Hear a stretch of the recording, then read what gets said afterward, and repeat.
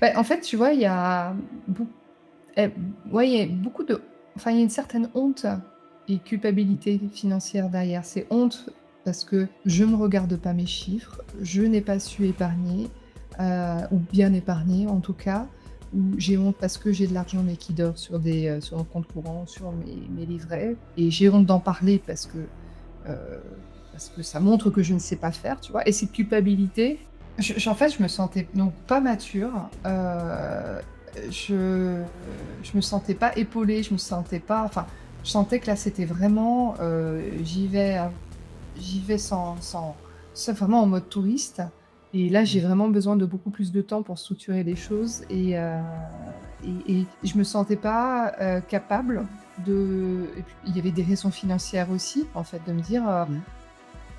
j'ai toujours gagné ma vie, et là, de toute façon, je sais plus si j'allais avoir droit aux allocs. Je suis pas sûre. Mais en tout cas, il y a vraiment ce côté, je peux pas rester dans cet entre-deux parce que ça aussi, c'est quelque chose que j'avais perçu sur mon premier blog sur la parentalité, c'est que j'ai voulu trop vite le lancer, j'ai voulu trop vite lancer mon 1er produit, alors que je n'avais pas de communauté. Donc là, tu vois, pour le deuxième bloc, je me suis dit: «Je fais les choses autrement». Je ne cherche pas tout de suite à vendre un produit qui est fini. Je vais plutôt le co-créer et je vais le co-créer avec une communauté qui commence à me suivre, en fait. J'ai cru voir que tu avais aussi un podcast en tant que tel, hein, c'est ça, hein? Je me trompe Ouais, pas? mais j'avoue que pour le moment, je l'ai mis un petit peu de côté. Mais j'y L'actualité, le reviendrai. livre. Ouais, puis enfin, ouais, ouais, je pense que je m'y remettrai parce que j'aime vraiment et en fait, en étant vraiment interviewée en ce moment, je me dis: «Mais c'est tellement chouette». Ça correspond, tu sais, quelqu'un m'avait interrogé sur quel est ma mon meilleur canal, enfin là où je me sens le Mmh. plus à l'aise pour communiquer et spontanément, je fais beaucoup d'audio avec des personnes, des proches, des clients, enfin, c'est un truc qui vient facilement et Mmh. le podcast, forcément, c'est sûr, moi. Tu vois, en t'écoutant, là, je me dis: «Ouais, va falloir que je m'y remette». Ouais, j'adore aussi le podcast, mais il faut trouver le temps. C'est toujours ça le souci quand c'est pas ton activité principale, comme ça me l'est pas pour moi et je pense pour toi non plus. Ouais. Faut toujours trouver le temps, il faut y dédier du temps et Mmh. en tout cas, bienvenue Christelle sur le podcast Pourquoi? Enchanté de t'avoir. Je suis très heureux de te recevoir parce qu'on va parler d'un sujet dont je suis pas très familier. Moi, je préfère, être, tout à fait, transparent. Alors il y a un petit bout de sujet sur lequel je vais être assez à l'aise, c'est, la partie entrepreneuriale. Mais, les autres activités que tu as et que tu vas nous décrire, sont des domaines que moi j'y connais rien du tout, donc je vais apprendre avec plein de choses et donc, encore une fois, bienvenue. Merci beaucoup François. Très, très heureuse d'être là. Je me permets toujours une première question et alors, je voudrais que tu te présentes. Qui es-tu, Christelle? Mais je vais te poser une petite condition. Si on devait on donne de si on ne devait pas parler de nouveaux tournants, comment tu te représenterais? OK. Moi, je me représente comme une maman. Alors c'est là, je te dis spontanément ce qui me vient comme image. Mmh. Maman, exploratrice, pas Dora l'exploratrice, hein, maman exploratrice qui aime beaucoup voyager, et qui aime explorer. Quand je dis explorer, c'est pas que le voyage, c'est, explorer par, les livres, par, les formations que je peux suivre, les coachings que je peux suivre aussi. Enfin, vraiment explorer des territoires que je connais, certains bien et d'autres moins bien, explorer des nouvelles approches. Voilà, je suis une grande apprenante. Donc, si je devais me résumer, ça serait ça qui me viendrait, sur le coup. OK, super et avant qu'on rentre dans les détails et qu'on te découvre un peu plus en profondeur, hem, comme tu sais, ce podcast Pourquoi, traite surtout de la prise de décision et si là, de but en blanc, tu devais, revenir sur un moment, une décision que tu as prise lors de ta vie professionnelle, où tu t'es demandé si c'est vraiment une bonne décision. Est-ce que Ouais. tu en aurais une qui revient là, aujourd'hui? Il y en a une qui me revient là. Ça a été, au moment où je testais l'entrepreneuriat. OK. Donc j'avais eu, la fin, on va dire j'avais démissionné, dans le cadre d'un déménagement. J'avais quitté Paris pour la région lyonnaise et donc démission. Et pendant cette phase, j'ai eu très envie de lancer mon blog, qui était dédié à la parentalité à l'époque. Et cette phase-là, elle a duré quelques mois et j'ai eu ensuite une proposition d'un employeur dans la fonction publique au niveau de Lyon pour intégrer, voilà, leur institution pour un contrat de 2 ans, je crois. Et là, ça a été vraiment challengeant pour moi parce que je me suis dit: «Qu'est-ce que je fais? Est-ce que j'y vais? Est-ce que j'y vais pas? Est-ce que c'est le bon timing?» Enfin, c'est peut-être pas le bon timing. J'ai peut-être pas encore, alors il faut savoir que mon blog venait vraiment décoller, que la Mmh. monétisation, j'avais bien compris qu'il allait me falloir beaucoup de temps, et j'étais plutôt en train de me décourager, puis surtout à me dire: «Je suis peut-être pas prête en fait, hein», et heu et voilà, et là, c'est vraiment venu me chercher pour me dire: j'y vais pas», voilà. Donc est-ce que il faut que je te dise la suite du coup? Et ben, avec plaisir, vas-y. Et ben, du coup, j'y suis allée, en fait. Je me suis arrêtée, on va dire, après cette première tentative entrepreneuriale, Mmh. et j'y suis allée et je n'ai pas regretté. Je suis, restée pendant 2 ans, auprès de cet employeur. J'ai appris beaucoup de choses. Ça m'a permis aussi on va dire, de m'implanter dans une ville que je ne connaissais pas, et voilà, je trouve que c'était très confortable Mmh. aussi pour moi, pour accompagner aussi ce changement qui était quand même important pour moi de ville, et puis ça m'a permis après de me relancer une deuxième fois, après dans l'entrepreneuriat, mais là, j'avais vraiment, beaucoup évolué. J'avais changé de posture, j'avais changé de sujet, j'avais pris le temps de comprendre mes erreurs, pour enclencher les choses ensuite, complètement Mmh. différemment. Et qu'est-ce qui t'a fait, basculer sur cette première décision de quand même retourner dans une activité salariat? Est-ce que tu te rappelles, l'élément qui t'a fait dire ou l'ensemble de ces éléments qui t'a fait dire: «Ah, allez, j'y repars»? Parce que c'est pourquoi je te pose cette question? C'est parce que moi, la plupart des gens que je connais et je sais des auditeurs vont se dire: «Bah, en fait, moi, j'ai fait le chemin inverse. J'ai eu des je me j'ai quitté un salariat, je me suis lancé dans l'entrepreneuriat». Souvent, parfois, on a des opportunités. Bah, je suis quand même resté dans l'entrepreneuriat parce que je voulais y rester. Mmh. Qu'est-ce qui, toi, t'a fait quand même changer un peu, t'a fait dire: «Ah non, c'est peut-être pas le moment»? En fait, je me sentais donc pas mature, je je me sentais pas épaulée, je me sentais pas, enfin, je sentais que là, c'était vraiment, j'y vais sans vraiment en mode touriste, et là, j'ai Mmh. vraiment besoin de beaucoup plus de temps pour structurer les choses, et je me sentais pas, capable et puis il y avait des raisons financières aussi, en fait, de me dire, Mmh. j'ai toujours gagné ma vie, et là, de toute façon, je sais plus si j'allais avoir droit aux allocs. Je suis pas sûre. Mais en tout cas, il y a vraiment ce côté, je peux pas rester dans cet entre-deux, Mmh. et la personne qui m'a contactée, en plus, c'est une personne que je connaissais bien, que j'avais encadrée du temps de Paris. Donc il y a eu un côté aussi, tu vois, relationnel, sécurisant, tu vois, Mmh. réconfortant, où je me dis: «En fait, je continue sur un terrain», alors qui change un peu, c'est une nouvelle institution, mais quand même terrain connu, par rapport à la personne qui me fait venir, par rapport à l'activité que j'allais mener, que je connaissais bien parce que j'ai été formée depuis plusieurs années. Donc c'était le côté, voilà, je pense que je me sens, voilà, encore confortable, et voilà, et ça m'allait sur le moment, en fait, tu vois? À un moment donné, OK. je me suis dit: C'est bon, j'irai plus tard», en fait. Je me dis: «Peut-être que Mmh. ça se représentera un petit peu plus tard». Et ce qui a été le cas d'ailleurs, 2 ans à peu près plus tard, parce que je crois que c'est ça que tu m'as dit et Exact. avec un mindset, un état d'esprit, comme tu me l'as évoqué, complètement différent en fait, là. Ouais, bah, en fait, déjà, tu vois, le fait de se dire, tu tu vois, une fois que tu commences de toute façon à toucher, au monde entrepreneurial, à goûter à ce monde-là, je pense que ça Mmh. te s tu ça peut pas s'en aller, en fait. C'est vraiment un truc que tu as engrammé et du coup, moi, pendant cette phase-là des 2 ans, bah, j'ai continué à me former, en fait, tu vois? Me Mmh. plonger un petit peu, et comme je te l'ai dit, à comprendre un petit peu, ce que j'avais peut-être mal fait, et comment je pouvais faire surtout autrement. Donc ça a été voilà, 2 ans où ça m'a laissé le temps, en fait, encore une fois, voilà, de me préparer, et effectivement, au bout des 2 ans, là, il y avait la fin de contrat, J'aurais pu postuler ailleurs, mais là, c'était tu vois, je me posais même pas la question. Ouais, je et même au bout de plusieurs mois où, de lancement, s même si j'avais pas encore forcément les chiffres, espérés, je me posais même pas de questions, en fait. On aurait pu me proposer une nouvelle opportunité, là, j'étais vraiment lancée. Ce qui m'a aidée, en fait, aussi, en t'en parlant, je le vois, c'est que comme j'ai intégré une couveuse d'entreprise tu vois, sur ce deuxième lancement, là, j'avais une structure, tu vois? J'avais ce cocon dont j'avais besoin.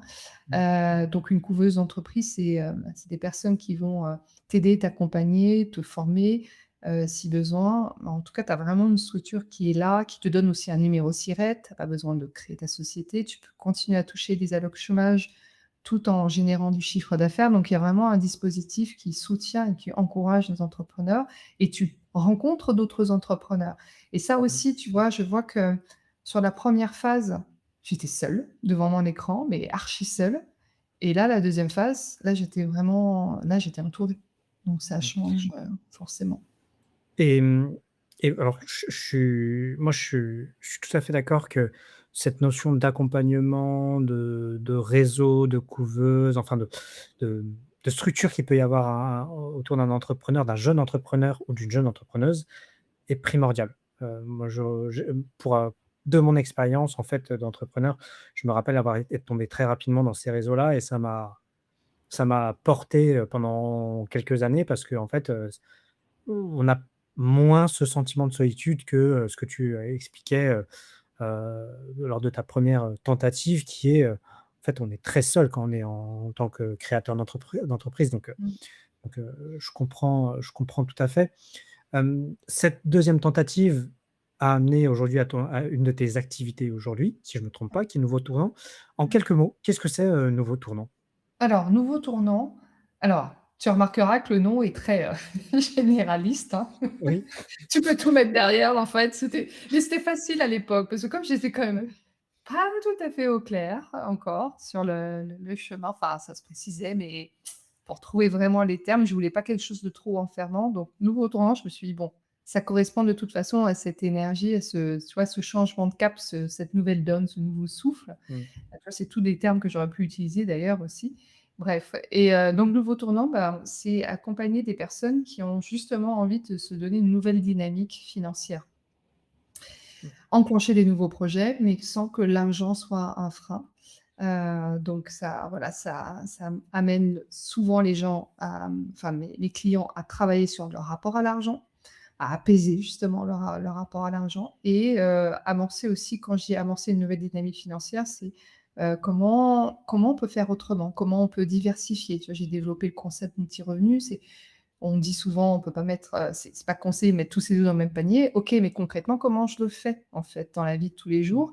Est-ce qu'on peut le faire via la bourse? Est-ce qu'on peut investir dans des entreprises? Est-ce qu'on peut investir en immobilier et si oui, sous quel format? Enfin, tu vois, on se pose plein de questions mmh. et donc voilà, je les accompagne justement, je les forme pour que ces personnes, puissent, prendre, un élan financier et surtout une confiance en eux. OK.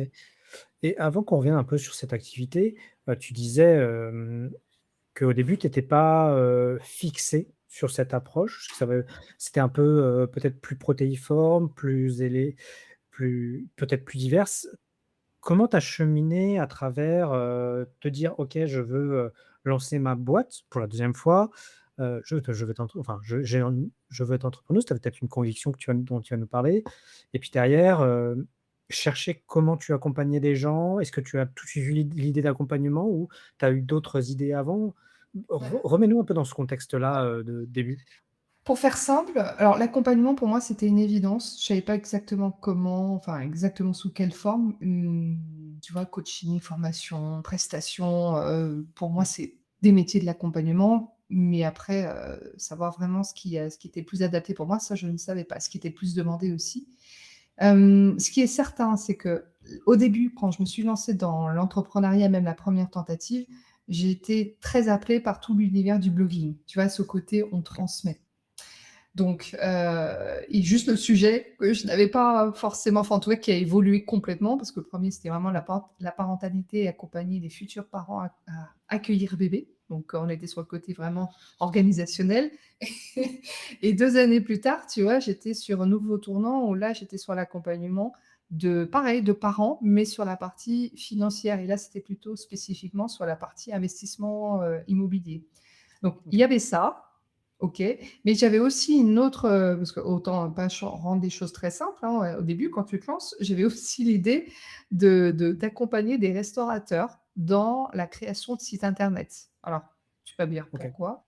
Bah, c'est parce qu'en fait, Oui. comme j'avais lancé mon premier blog, en fait, le côté technique et c'est ce que je faisais aussi Mmh. quelque part dans mon activité dans la fonction publique, il y a un côté geek que j'aime beaucoup, le côté opérationnel et et j'étais souvent moi-même en tant que j'adore fréquenter des restaurants. Souvent, je me dis: «C'est dommage, il y en a beaucoup qui ne savent pas se mettre en valeur, qui ne sont pas présents en ligne» et ça, je te dis ça, c'était avant le covid en plus, donc il y avait eu aussi cet appel de comment je pourrais les aider et en parallèle, lancer aussi mon blog à destination des parents.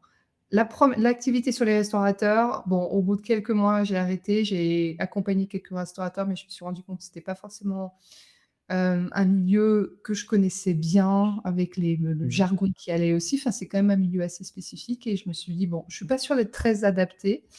Hem et je me suis vraiment à un moment donné dit: «OK, allez maintenant, tu vas à fond sur ce blog, nouveau tournant voilà, tu t'éclates, tu te donnes, tu sais ces fameux 2 ans, dont tu as droit en termes d'allocation chômage donc bah, là tu fais en sorte de commencer à le monétiser et puis à en vivre». Mmh.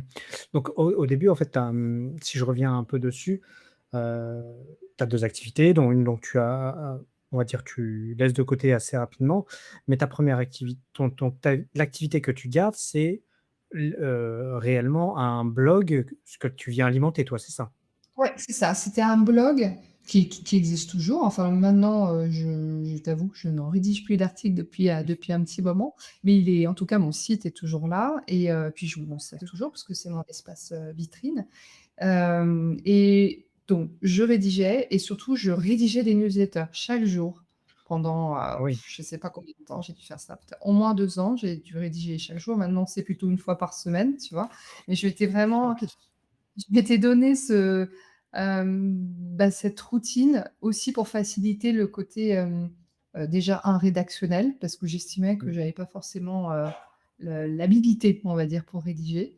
Mmh. Le côté aussi, bon, bah, petit à petit me créer une communauté parce que ça aussi, c'est quelque chose que j'avais perçu sur mon premier blog sur la parentalité, c'est que j'ai voulu trop vite le lancer, j'ai voulu trop vite lancer mon 1er produit, alors que je n'avais pas de communauté. Donc là, tu vois, pour le deuxième bloc, je me suis dit: «Je fais les choses autrement.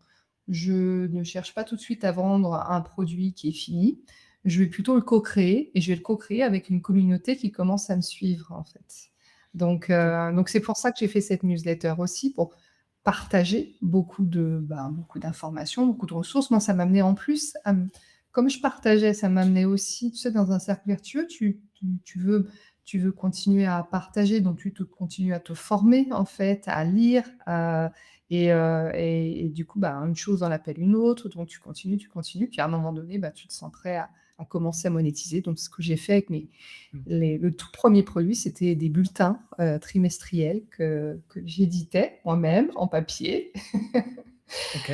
Que j'envoyais, bah, il y avait ce côté aussi, tu sais, moi j'ai toujours aimé les livres et puis, je voulais prendre le contre-pied des produits numériques aussi.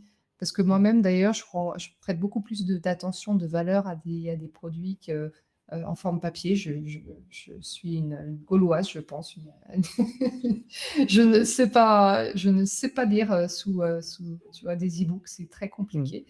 Donc j'ai pris le parti d'envoyer ça, pour informer, les lecteurs sur la partie immobilière, sur la partie boursière, enfin, tu vois, sur des sujets financiers, sur des Mmh. sujets mindset aussi que j'abordais. Je te rejoins complètement sur le côté, papier parce que alors ça se voit pas trop, mais derrière moi, j'ai 2 armoires, qui sont remplies de que de livres en fond, donc je te comprends tout à fait sur l'aspect papier et moins numérique. Il y a quelque chose que tu viens de dire qui est parmi tout ce que tu viens de dire, qui est extrêmement intéressant, c'est cette notion de co-création d'un produit avec une communauté. Mmh. Heu et je voudrais souligner ce point, et peut-être que tu nous expliques un peu plus parce qu'on a tendance aujourd'hui, et je parle en connaissance de cause et pour l'avoir fait et avoir fait cette erreur-là, on imagine souvent un produit ou un service et on va le vendre, on se dit: «Ah, ça va révolutionner le marché, ah, ça va être un miracle». Puis on le lance et on se rend compte une réalité un peu plus dure que ça. Et bon, pour l'avoir fait et maintenant je le ferai bien différemment, je me rends compte que c'est là où je te rejoins, c'est que cette co-création avec une communauté, c'est d'une puissance fou, en fait. Ouais, parce que tu es vraiment à l'écoute de ton marché. Tu crées du lien avec, un lien de confiance aussi, avec, les personnes qui te suivent et de l'authenticité, on en a encore plus besoin maintenant à notre ère de l'IA donc Mmh. et du distanciel d'une façon générale donc c'est pour moi, c'est comme ça que je vois je vois mon activité, je peux pas faire sans, enfin, sans mais et là, je te parle pas c'est pas qu'une question de chiffre d'affaires, c'est vraiment une question de, mmh, j'ai pas envie de j'ai pas envie de créer, j'ai pas toute seule dans mon coin. C'est pas Mmh. possible, en fait. Ça me fait autant plaisir, même si je devais faire d'ailleurs, tu vois, des choses gratuitement. D'ailleurs, c'est la meilleure réponse souvent qu'on se dit, tu sais, c'est si jamais tu as pas de problématique financière, tu as pas besoin d'argent, tu es en mode rentier, qu'est-ce que tu ferais même gratuitement? Bah, ça, je ferais gratuitement, tu vois? Des accompagnements, de pouvoir aider au fil de l'eau des personnes parce que c'est ouais, c'est dans mes tripes, on va dire ça, donc Mmh. et tu vois le livre, là, c'est vraiment un exemple récent, mais le livre que j'ai, lancé, donc là, qui a été édité, en mars et Mmh. bien, pour moi, c'est vraiment une co-création, ce OK. livre. C'est-à-dire qu'une fois que j'ai commencé à avoir, l'envie, j'ai très vite enclenché la marche suivante avec ma communauté. C'est-à-dire que j'ai, on va dire, approché certaines personnes, qui correspondaient, à mon on va dire, à mon lectorat idéal pour ce livre, vraiment en les interrogeant sur leurs problématiques actuelles, leurs attentes et c'est leur discours, leurs réponses qui m'a aidé à déjà trouver vraiment l'angle d'approche de ce livre qui aurait pu être très généraliste.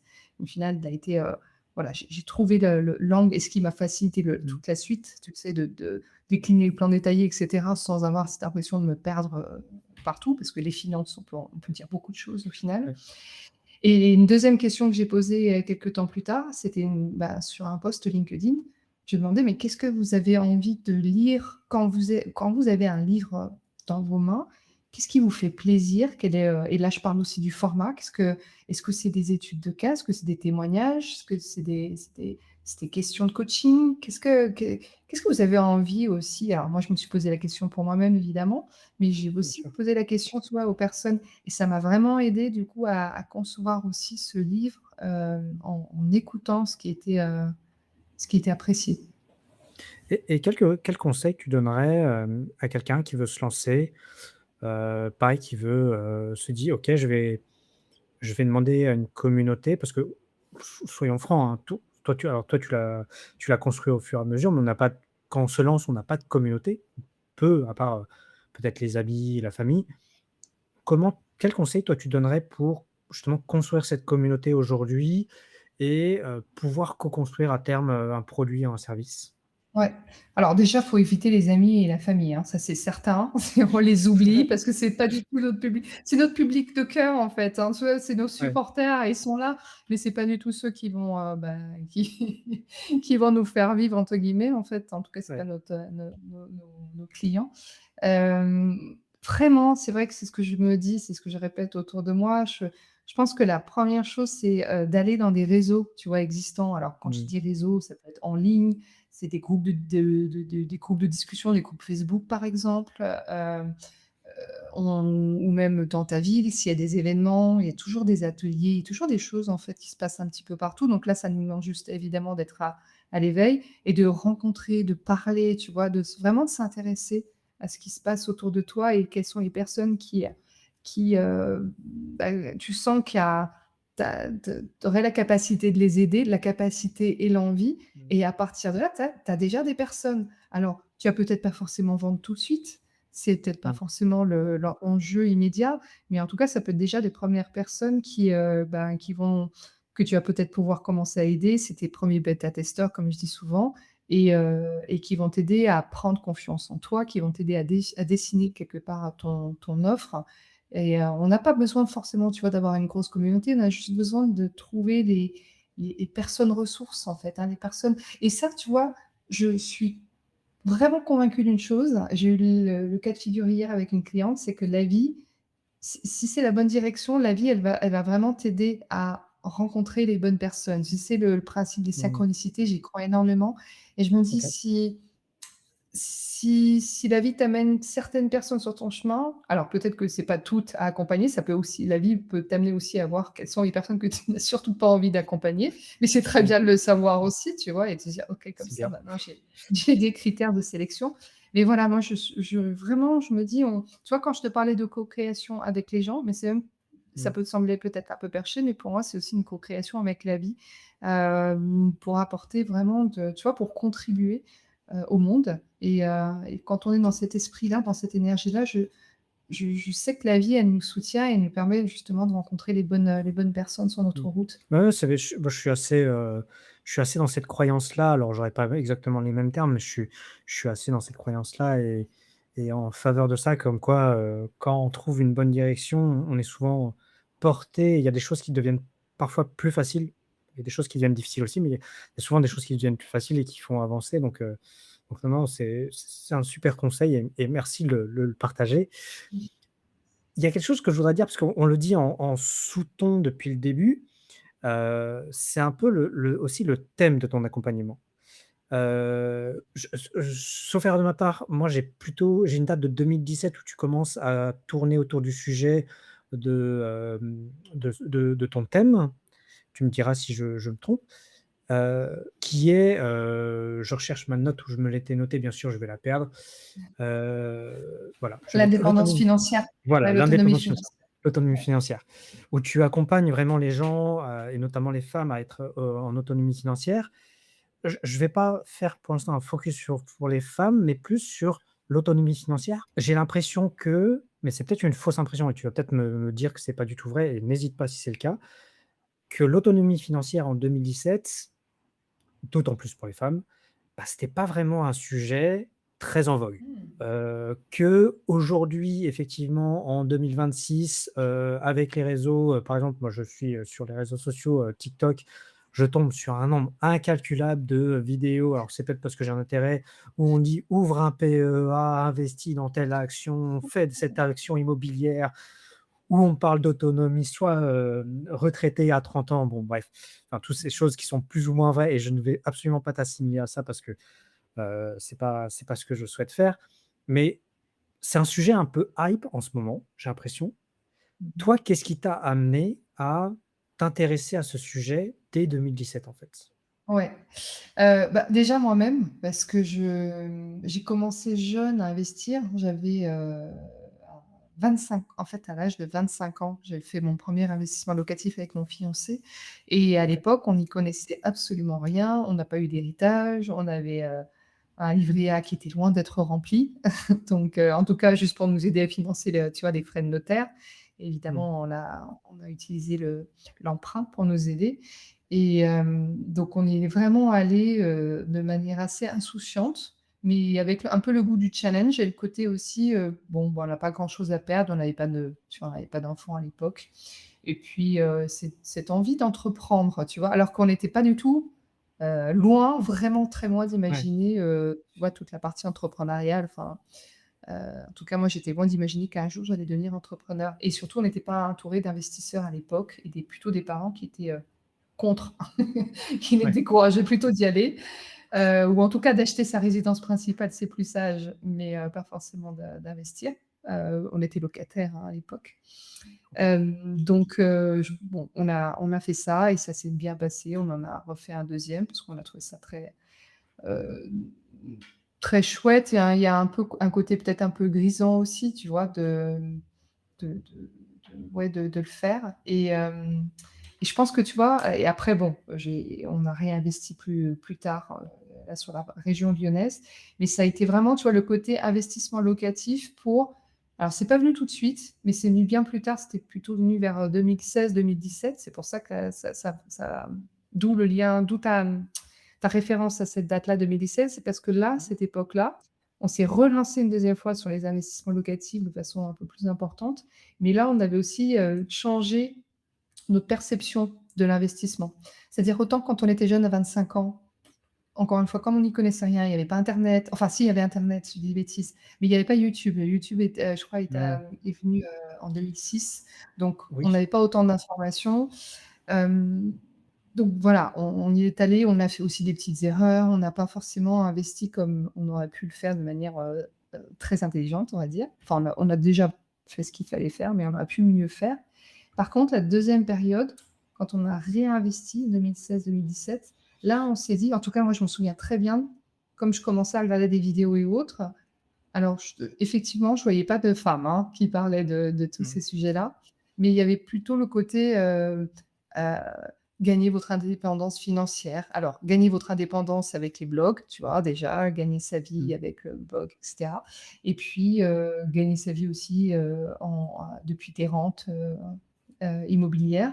Donc il y a vraiment ça qui est venu me chercher, en fait, à ce moment-là, de me dire: «Bah, peut-être qu'on peut investir, mais peut-être qu'on peut investir autrement», avec le principe notamment de cash flow. C'est-à-dire que tu fais en sorte que tes loyers, tu puisses te dégager une fois que tu as aussi payé ton prêt, tes charges, fiscalité, na na na na, que tu puisses vraiment te dégager un petit, tu vois, un bon petit surplus, et que là, ça te fasse vraiment une vraie rente, en fait, des vrais revenus.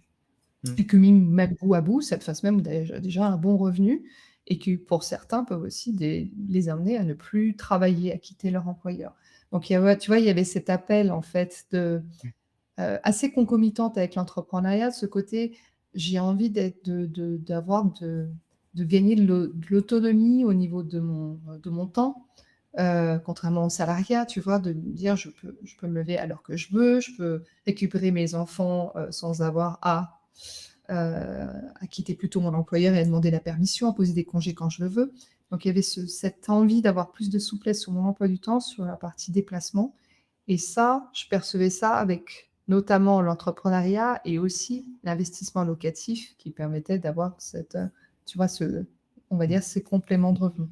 Donc c'est comme ça que ça s'est tu vois, c'est venu, mais encore une fois, c'était un monde effectivement très masculin, en tout cas en 2017, et je te rejoins maintenant quand on écoute, et quand je lis aussi tous les contenus, je vois énormément de sujets en lien avec, l'éducation financière d'une façon générale, Mmh. et des femmes en particulier, et même des jeunes femmes d'ailleurs, dès, 20-25 ans, enfin tu vois, on les encourage aussi à s'y mettre, assez tôt. Donc il y a beaucoup plus d'éveil en ce sens, ouais, c'est sûr. Mmh. Et pourtant, ça reste un monde très masculin encore aujourd'hui. Oui, je te confirme. J'ai été il y a pas longtemps, pour une petite anecdote, c'est il y a 2 semaines, j'ai été à une réunion d'investisseurs, ça fait très longtemps que j'y avais pas été, et enfin que j'avais pas été à ce type d'événement, et là j'y vais, je me suis dit: «Oh, ça fait un petit moment, investisseur IMO». Écoute, sur les 30 personnes qui étaient là, je crois qu'il y avait peut-être, 5 ou 6 femmes.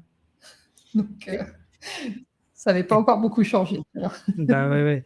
Et pourquoi, selon toi, selon ton analyse, puisque, ça fait quand même maintenant, enfin, ça fait un certain temps que tu côtoies ce milieu-là, que tu connais ce milieu-là ou ce domaine-là. Quelle est ton analyse un peu sur pourquoi les femmes n'y vont pas ou moins? Alors, il y a plein de raisons. Il y a le Moi, je pense, déjà, de façon très pragmatique, il faut déjà avoir le temps, OK. de s'y mettre, et sincèrement, enfin, tu vois, moi, il y a eu une grosse période où je n'ai plus investi parce que là, j'ai donné naissance à mes enfants. J'avais envie de donner mon temps, à mes enfants, et j'avais pas plus de temps à consacrer, à la partie, investissement.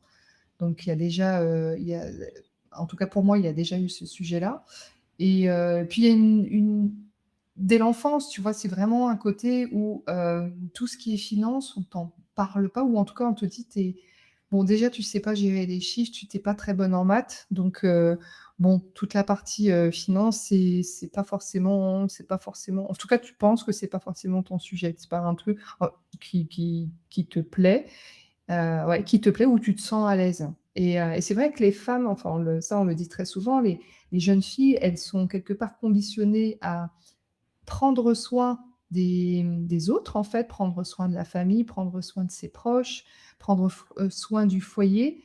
Mais le côté «je prends soin de mes finances», c'est comme si c'était un sujet vraiment, tu vois, très éloigné Mmh. et dont on se dit que déjà, on gère le foyer, on gère déjà le budget. Donc il y a quand même Mmh. le côté je dépense.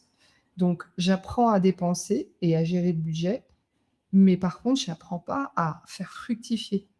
Alors que les garçons, il y a eu des études en ce sens, hein, même dès l'argent de poche, les garçons auront plus tendance à être dans ce côté, je crée, j'entreprends, je place, et je le vois même auprès de mon fils, hein, c'est un ado, je prends des risques et la fille, ce sera plutôt, ben, non, je me fais plaisir, je sors, tu vois? On est plus sur le côté Mmh. dépenses. Bon, évidemment, c'est des généralités, on peut pas forcément l'appliquer à tout le monde, mais c'est Bien sûr. ce qui ressort, en tout cas. Mmh. C'est je tu me dis si je me trompe, hein, comme toujours, mais j'ai l'impression que c'est très, aussi sociétal, lié à nos sociétés, quoi. C'est un peu cette approche et que, malheureusement, ça prend du temps à être, déconstruit, même s'il y a des mouvements contraires qui voudraient qu'on ne déconstruise pas, mais ça, c'est pas l'objet du podcast et ça met longtemps à être déconstruit pour que, il y ait une évolution et toi, tu participes à cette évolution, j'ai envie de dire. Ouais, puis c'est en fait, c'est ça, c'est que, quelque part, on dédiabolise tu vois, tous ces sujets-là, on comprend que c'est bien plus accessible qu'il n'y paraît. On se réapproprie, en fait, les finances en mettant aussi ses propres mots. Moi, je suis très, très, je fais très attention aux mots, à l'importance des mots, à l'énergie on peut y mettre. OK. J'aime que les choses soient simples, accessibles, concrètes, en fait et se dire: «OK, bah, Heu, j'ouvre un PEA, mais en fait, ça veut rien dire un PEA. En fait, tu dis: «OK, c'est quoi un PEA et c'est pourquoi faire?» Et ça peut surtout aider, en quoi ça peut être important pour toi? Qu'est-ce qui a du sens pour toi? Et comment tu peux y mettre du sens, tu vois? Donc là, c'est vraiment OK, on met de la valeur et à ce moment-là, on ira beaucoup plus facilement. OK. J'en viens à une autre décision que tu as pris très récemment, qui est d'écrire un livre, sur, Mmh. dans tous ces sujets-là. Comme je crois que tu l'as précisé tout à l'heure, il est sorti très récemment, c'est mars 2026, sur notamment ces sujets de l'autonomie financière. Alors je vais pas tant m'intéresser tant au sujet qu'on a déjà un peu évoqué, mais comment toi tu as basculé de cette envie d'en faire ton métier, puis d'en faire un livre? Parce qu'il y a quand même une bascule assez énorme. Pour avoir des gens autour de moi qui ont écrit des livres, en plaisir, pas, forcément, publier des choses comme ça, je vois le temps que ça demande, l'investissement que ça demande, je me dis: «Quelle décision!» Oui, puis c'est en même temps, alors quelle décision et en même temps, j'ai pas les stats, mais je sais qu'il y a tellement, tellement de personnes qui y pensent dans leur coin de leur tête, tu sais? Qui se disent: «Un jour, je rédigerai mon livre, un jour, j'aurai un roman, j'écrirai mon roman», tu vois? Peu Mmh. importe, mais un jour je le ferai, effectivement, bah, après c'est ce fameux un jour qui peut rester, toute la vie en fait, hein. Alors moi je suis pas restée très longtemps avec ce un jour. Ce qui s'est passé, c'est que, j'ai posé une question à un client, une question de vraiment d'ordre coaching, «S'il te reste 365 jours à vivre, qu'est-ce que tu ferais?» Et c'est vraiment 365 jours où tu te dis, là, tu es pas en mode, «Je vais aller vivre 365 jours sous les tropiques, sous un cocotier, avec mes proches». C'est vraiment, tu vois, tes 365 jours comme si tu continuais à vivre ton quotidien, en fait. Et OK. j'ai posé cette question à mon client et je me la suis posée aussi et je me la suis posée même en visualisant. C'est-à-dire que je suis vraiment revenue à moi et je me suis dit: «OK, qu'est-ce qui deviendrait?» Et là, ça a été, le livre, enfin, j'ai vu la bibliothèque de ma fille, et j'ai vu ses livres et je me suis dit: «Ah ben c'est ça, en fait, s'il me restait 1 an, j'aimerais prendre ce 1 an pour rédiger mon livre». Et pour pouvoir le transmettre à mes enfants, en l'occurrence ma fille, parce que c'est vraiment venu elle est vraiment venue à moi, pour qu'elle puisse le lire, ben, plus tard, en tout cas, tu vois? Comme vraiment une transmission en dehors de ma présence, en fait. OK. Et cette vision a tellement été forte qu'elle m'a soutenue.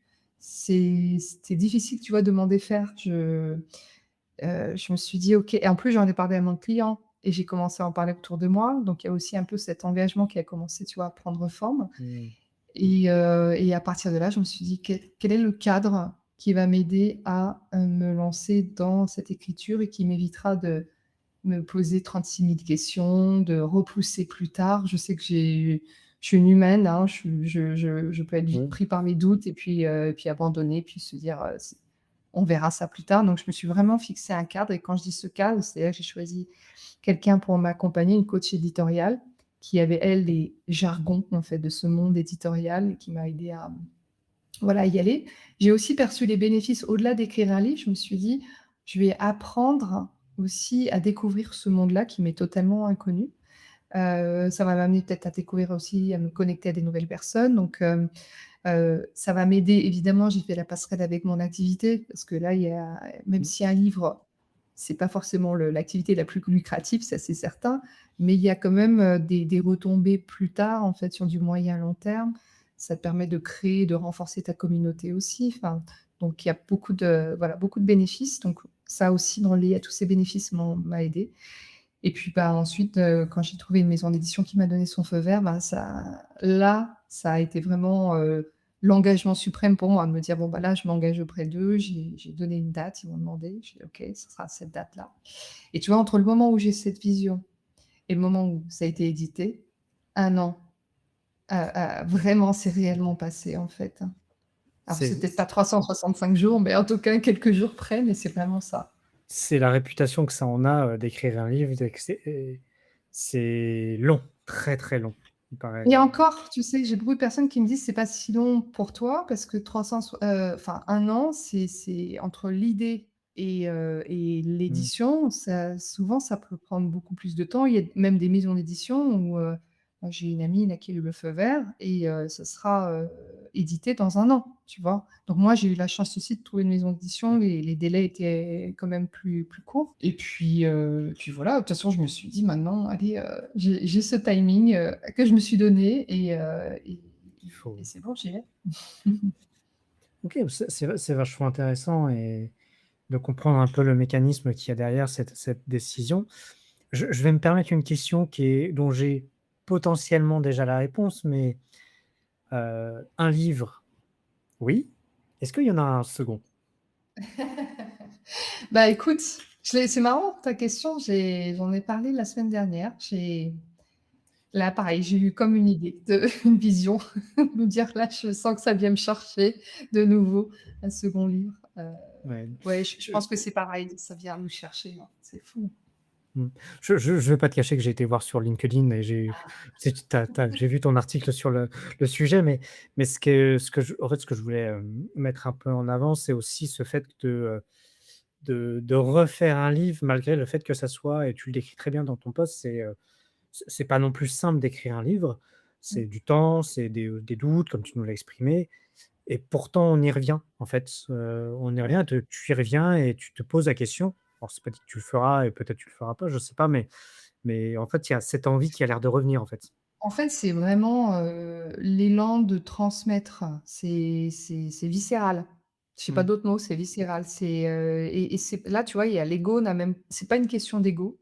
C'est vraiment, quelque chose où tu te dis: «Mais j'ai envie de continuer», comme en plus j'apprends toujours, donc j'apprends, mais c'est pas que pour moi, en fait, j'aime apprendre et j'aime, du coup, l'intégrer après dans ce que tu vois, dans mon univers, dans ce en quoi je crois, Mmh. et notamment sur la partie financière, parce que plus j'avance sur la partie financière, plus je me dis: «Il y a des sujets qui ne sont pas abordés». On reste encore beaucoup dans le mental, on reste encore beaucoup sur des approches très, on va dire, évidemment pragmatiques, en mode, comment investir, sur quoi investir, quelle est la performance attendue, et cetera. Mais pour moi, en fait, le vrai sujet, c'est encore une fois pourquoi l'argent? Pourquoi on investit? Et comment on peut se donner plus de sérénité, de sécurité. Parce que en fait, c'est ça le vrai sujet, c'est qu'en général, on va, se lancer dans tous ces placements financiers, même immobiliers, pour s'apporter une certaine, sécurité, sérénité financière. Mais au final, moi, plus maintenant je gratte, plus je me dis: «Mais, heu, comment on peut se ramener aussi de la sérénité intérieure? Comment on peut travailler notre rapport à l'argent pour que l'argent, en fait, ne soit même plus un sujet, en tout cas qu'on comprenne que c'est juste quelque chose de neutre et qui ne doit pas être quelque chose d'aussi conflictuel dans notre société, dans nos familles, heu, que ce soit plutôt quelque chose d'aidant, en fait. Mmh. Un gros sujet, on va dire, du C'est coup. c'est très gros, ouais. Donc c'est pour ça que tu vois, j'ai de quoi encore dire et redire parce que Ouais. je et encore, je te dis pas tout parce que moi je suis aussi, par exemple, passionnée par, je commence vraiment à énormément me passionner à tout ce qui est en lien à le rapport de l'argent avec notre corps. Aussi ce que Mmh. notre corps ne nous dit pas, tu sais, on a des ça je l'ai vu encore récemment, une personne qui, avait des douleurs au niveau du dos, enfin c'était un truc de dingue et je lui dis: «Mais, est-ce que tu aurais pas des problématiques financières en ce moment?» Elle m'a dit: «Ah mais oui». J'ai dit: «Tu en as ras le dos, hein, c'est ça?» Elle me dit: «Bah oui, c'est ça». Donc tu vois, c'est hyper intéressant aussi, tu vois, Mmh. de travailler l'argent autrement Mmh. que ce qu'on peut voir, véhiculé, qui sont juste finalement on reste beaucoup dans le mental, mais on va vraiment pas travailler le le vrai sujet, quoi. OK, bon, bah, si ça sort, au plaisir de le lire, en tout cas de mon côté. Hem, quelques dernières questions, parce que je voulais aussi, aborder ce sujet-là. Tu accompagnes beaucoup de personnes, je crois que c'est plus de 120 femmes depuis le début de ton activité. Heu, est-ce que tu as un schéma, un pattern, quelque chose que tu as remarqué chez les personnes que tu accompagnais, pas forcément que les femmes, si tu as pas fait, mais sur tes sujets notamment d'autonomie financière, sans bien sûr dévoiler toute la science qui en est et que tu peux avoir. Mais déjà un premier aperçu que toi tu remarques et tu dis: «Ah, ça, c'est dommage, quoi». En fait, j'ai souvent enfin la plupart du temps, j'ai des femmes qui viennent vers moi alors qu'ils sont, à un âge, on va dire, vers 40 ans, tu vois? À un âge où elles comprennent en fait, elles se saisissent de l'enjeu financier. Ça y est, les enfants sont plus grands si elles ont été mamans. Des personnes qui ont vécu aussi des situations professionnelles qui pouvaient être compliquées, type burn-out. Donc il y a eu Mmh. tu vois, il y a ce moment où de la quarantaine, où on a envie de faire les choses autrement et de prendre en main aussi les finances comme on l'a peut-être pas fait jusqu'à maintenant. Et donc ces femmes-là, quand elles viennent, me voir, souvent elles me disent quand je leur pose la question: «Pourquoi maintenant et pourquoi tu ne l'as pas fait avant?» Et c'est absolument sans aucun jugement, c'est juste pour les amener à Mmh. comprendre, ce qui, s'est peut-être pas passé de leur côté. J'ai tout le temps la même réponse: «J'ai manqué d'éducation financière». Et Mmh. ça, à chaque fois, je les reprends parce que je dis: «Mais alors, oui, mais oui et non». Parce que quelque part, on a toutes les informations depuis plusieurs a maintenant même depuis quelques années, on trouve tout sur internet. Donc se former, c'est facile. Par contre, trouver la motivation pour le faire, trouver le sens pour le faire, trouver le temps pour le faire, ça l'est moins. Et la deuxième chose qui se passe aussi, c'est trouver la confiance pour le faire. Et ça, c'est le vrai sujet, c'est, j'ai pas assez confiance en moi, en fait, dans ma capacité à prendre des décisions financières, à comprendre les chiffres, en fait, d'une façon générale et en fait, je me suis pas éduquée pour le moment parce que quelque part, je me sentais incompétente Mmh. et là, bah, c'est tout l'objectif ensuite, de l'accompagnement, c'est de leur redonner confiance, tu vois, en elles, qu'elles changent de posture et qu'encore une fois, là, elles se disent: «Bah, finalement, je peux faire, en fait. C'est totalement accessible pour moi et je peux même le transmettre autour de moi, à mes proches, à mes parents, peut-être à mes enfants plus tard. Ouais. C'est accessible, en fait. C'est dur de cet auto-jugement, de se dire, «Je suis pas compétent». Mmh. C'est ouais, alors pour ne pas avoir, trop cette philosophie-là, moi je trouve ça, enfin, extrêmement dur et se dire, bah, c'est dur de se méjuger comme ça. Bah, en fait, tu vois, il y a beau eh, ouais, il y a beaucoup de enfin, il y a une certaine honte et culpabilité financière derrière. C'est honte parce que je ne regarde pas mes chiffres, je n'ai pas su épargner, ou bien épargner en tout cas, ou j'ai honte parce que j'ai de l'argent mais qui dort sur mon compte courant, sur mes livrets et j'ai honte d'en parler parce que ça montre que je ne sais pas faire, tu vois? Et cette culpabilité parce qu'on pense aussi on peut causer du tort aux autres, en fait. On peut causer du tort à sa famille parce que, par exemple, on ne sait pas assez bien gagner et ça repose du coup sur, son conjoint. Ça peut avoir des impacts sur des projets de famille. La culpabilité, c'est tourné vers l'autre, tu vois? La honte, c'est parce Mmh. qu'on le reçoit contre nous-mêmes. La culpabilité, c'est parce que ça, on le perçoit vis-à-vis des autres. Et OK. à partir de là, rien que déjà le fait de le comprendre, le conscientiser, ça facilite ensuite les choses parce qu'on se dit: «OK, bah, en fait, c'est ça le vrai cœur du sujet, donc maintenant comment je peux me redonner confiance, en fait? Comment Mmh. je peux maintenant, agir, en comprenant qu'encore une fois, c'est possible là». OK. Je suppose que c'est quand même un long travail, d'accompagnement et de pour démonter de telles idées, ça doit pas être facile tous les jours. Alors, pas tant que ça, tu vois? Je vais te Ah ouais? surprendre, mais j'ai des personnes, que je peux accompagner, même enfin, quand je dis ça peut être même en 3 mois, ça peut être assez rapide. OK.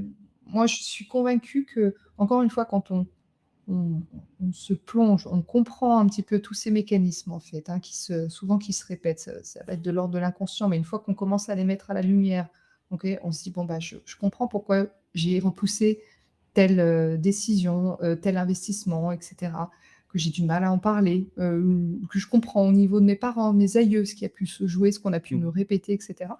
Déjà, ça, c'est déjà une phase qui est pour moi hyper importante, qui apporte beaucoup de clarté et de compréhension et de non-jugement, justement et ensuite apporter vraiment, de la clarté sur ses chiffres, sur sa situation actuelle et de se dire: «OK, bah, maintenant, les chiffres sont tels qu'ils sont. Comment je peux faire maintenant autrement?» Et j'aime beaucoup les amener sur la pratique, c'est-à-dire, voilà, concrètement, comment on fait pour investir? Bah, tu prenais l'exemple d'un PEA, comment on fait pour investir dans un PEA? Concrètement et je t'assure qu'à chaque fois quand on va sur le terrain, il y a comme un switch parce que là, du coup, tu vois, on va vraiment, sur un terrain qui nous paraissait inaccessible jusqu'à maintenant et quand on comprend, ben, que c'est finalement, juste des mécanismes à comprendre et une fois qu'on les comprend, c'est facile, on les répète, on se les approprie, bah, là, on prend confiance en nous et d'ailleurs, ce qui se passe souvent, c'est que chez mes clients qui me disent: «C'est fou» parce que moi, ça m'aide du coup à avoir une autre posture même vis-à-vis de mon banquier, mon conseiller en gestion de patrimoine, Mmh. parce que comme j'ai maintenant je sais faire, bah, maintenant du coup, je sais quoi demander. Ouais. Et je me sens du coup plus du coup, tu vois, dans cette même posture où avant, je ne me sentais pas assez compétente, même pour poser des questions en fait, parce que je n'y comprenais de toute façon rien. Mmh. OK. Oh, mais c'est intéressant. J'avais pas cette image, donc c'est bien de la déconstruire et c'est top. Hem, je vais finir par une avant-dernière question. Hem, on a parlé de plusieurs de tes décisions, que ça soit, bah, le fait que tu aies quitté le salariat pour te lancer dans la vie entrepreneuriale, on a parlé de l'immobilier, on a parlé de ton livre. Parmi toutes ces décisions que tu as pu prendre, si aujourd'hui tu revenais dessus, si tu devais te les rejuger, un peu les refaire, on va dire peut-être les refaire, est-ce que tu changerais quelque chose? Et si oui, qu'est-ce que tu changerais? Mmh. Là, spontanément, je t'aurais peut-être dit enfin, oui, je pourrais tout refaire, mais en même temps, je pense que chaque décision m'a appris aussi, m'a donné aussi beaucoup m'a apporté aussi beaucoup de précieux enseignements, par la Mmh. suite. Alors, je suis pas quelqu'un qui regrette. Alors j'aime pas remettre en cause, tu vois, ce que j'ai pu, Mmh. enclencher. À la rigueur, c'est peut-être ce que j'aurais peut-être voulu faire que je n'ai pas fait, c'est, de me former, là vraiment d'être, tu vois, sur le terrain du développement personnel bien plus tôt. OK. C'est-à-dire, et je le vois d'ailleurs auprès de la jeune génération, 20-25 ans maintenant, les jeunes et même plus tôt d'ailleurs, s'y mettent beaucoup plus, apprennent à comprendre un peu qui ils sont, leurs talents, tu vois, leurs faiblesses, heu, toute la notion de zone de confort et cetera. Enfin, tu vois, c'est des notions, moi, qui m'échappaient, totalement OK. et je trouve que c'est intéressant. Enfin, si j'avais eu toutes ces clés de compréhension de moi, je pense que ça m'aurait facilité la tâche par la suite. En tout cas, ça aurait raccourci certaines étapes, Mmh. ça c'est certain. Donc voilà, c'est ça qui me vient, tu vois? C'est pas forcément de remettre en cause toutes les décisions que j'ai pu prendre, c'est peut-être ce que je n'ai pas fait, heu, mais par mes connaissances du coup, hein, c'est un Non, monde qui m'était inconnu. c'est facile, je j'aime bien poser cette question, mais c'est toujours facile de juger ou de revoir à l'arrière, dire: «Oh, j'aurais aimé faire ça comme ça» ou mais bon, sur le moment, on ne sait jamais et l'idée, c'est vraiment de mettre, d'essayer de donner un conseil à ceux qui nous écoutent pour, dire: «Quand vous prenez des décisions, réfléchissez bien et peut-être voyez d'autres aspects» et quand c'est que des cas comme toi où c'est pas vraiment des retours sur la décision, c'est aussi se dire: «Ah, il y a peut-être ces petits éléments-là en plus à aller chercher». Donc voilà, Mmh. ça c'est que ça reste, quand même très intéressant. Ma dernière question, c'est la logique c'est la d'avant, c'est de savoir si demain tu devais conseiller quelqu'un, plus à l'entrepreneurial, est-ce que quel serait le premier conseil que tu donnerais? Le premier conseil que je donnerais à une personne qui se lance dans l'entrepreneuriat, bah, là, ce Ouais. que je viens de te dire en fait, sur la connaissance de soi. OK. Pour moi, c'est, plutôt que tu vois tout de suite se dire, sur quelle niche je vais me positionner, quel Mmh. produit je vais pouvoir vendre, à quel prix et cetera. Quelle forme de société, est-ce que je me lance en tant que micro-société? Bref, pour moi, tout ça, c'est que des détails, en fait et c'est vraiment déjà de partir de soi. Qui sommes-nous? Qu'est-ce qui nous anime? Quel est notre pourquoi? Ça aussi, tu vois, j'en ai pas parlé, mais ça a été une vidéo qui a été un nouveau tournant pour moi quand j'ai écouté de Mmh. Simon Sinek, le fameux, Why. Mmh. Et c'est ça qui m'a permis d'ailleurs de vraiment dessiner mon blog Nouveau Tournant, c'était voilà, pourquoi je veux le faire ce site? Qu'est-ce qui vient me chercher? Quelles sont mes convictions profondes? Quelles sont mes valeurs? Qu'est-ce que j'ai envie, tu vois, Mmh. d'impulser? Et à partir de là, tu vois, quand on part vraiment de soi et sans tomber dans la comparaison des autres, tu vois, dans les attentes des autres, ensuite ça nous permet plus facilement aussi de dessiner, ce parcours entrepreneurial, qui soit beaucoup plus cohérent, vis-à-vis de nous-mêmes.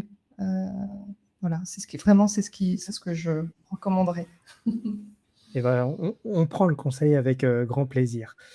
Dernière question, je t'ai un peu menti quand c'était ma disexclamation, mais tu vas voir, c'est la plus facile sûrement du podcast. Où est-ce qu'on peut te trouver si on veut te parler, découvrir ton livre, ton activité? Voilà, dis-nous Ouais, tout, OK. Oh, ben alors, c'est facile. Déjà, j'ai un nom de domaine qui est simple comme tout, hein, nouveautournant.fr. Donc, bah, OK. déjà, vous pouvez trouver mon univers et notamment mon livre si vous avez envie de, voilà, de découvrir. J'ai un quiz aussi qui est très chouette à faire sur les drivers financiers. C'est les mécanismes inconscients qui se jouent depuis notre enfance et qui impactent nos décisions financières, justement. OK. Voilà, donc et puis après, vous pouvez me trouver, sous le nom de Christelle Mossac, partout sur Facebook, sur, Insta, sur LinkedIn. Vous pouvez me contacter en message privé, ça me fait toujours plaisir voilà, d'échanger. Bon, bah, super. Et ben, merci beaucoup, Christelle, pour, cet échange. Ça a été super instructif et plein d'apprentissage, en tout cas de mon côté. Et puis, et bah, j'espère, voir un peu potentiellement un deuxième livre et puis on et Ça déjà, sera je vais l'objectif d'un autre, du coup, l'objet d'un autre podcast, voilà, effectivement. avec grand plaisir en tout cas. Merci énormément pour ça, j'ai beaucoup Merci apprécié. de même, à très vite.